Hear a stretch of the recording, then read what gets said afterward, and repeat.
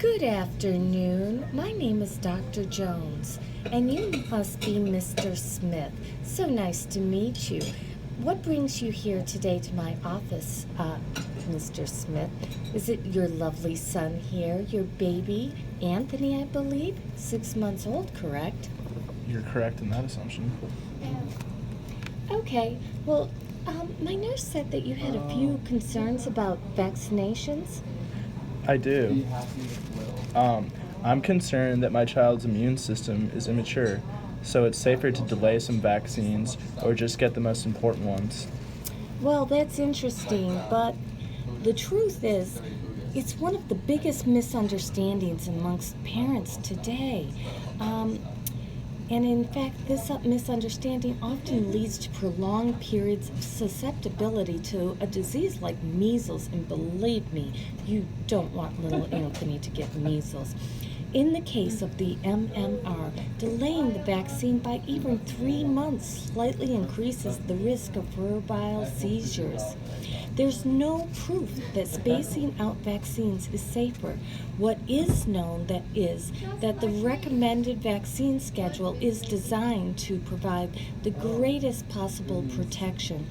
In fact, dozens of infectious disease experts and epidemiologists from the CDC, universities, and hospitals across the United States closely examine decades of research before making their recommendations.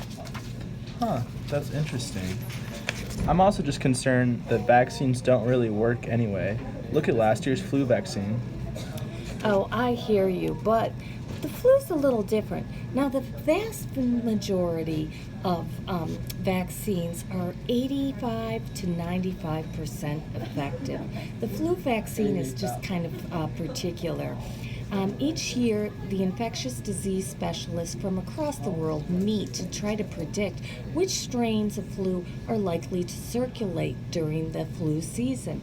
The vaccine's effectiveness depends on the strains they pick, and sometimes they get it wrong. Last year's vaccine was only 23% effective at preventing flu. Research shows that the vaccine can reduce the risk by about 50 to 60% when the right strain is selected. But the bottom line is that vaccines have meant far fewer deaths, hospitalizations, and disabilities than any other time in history. I didn't know that. Well, I'm also just concerned that so many vaccines so soon will overwhelm my baby's immune system. It's fragile, you know. Well, parents born in the 1970s and 80s were vaccinated against 8 diseases. A fully vaccinated 2-year-old today, on the other hand, can beat back 14 diseases. So while kids now get more shots, especially since each vaccine usually requires multiple doses, they're also protected against almost twice as many diseases. But it's not the number of shots that matters, it's what's in them. Wow. Any other questions? No, I think you about that sum that up. I think I'm going to go get my baby vaccinated. Wonderful. Glad to hear that. And nice meeting you, sir.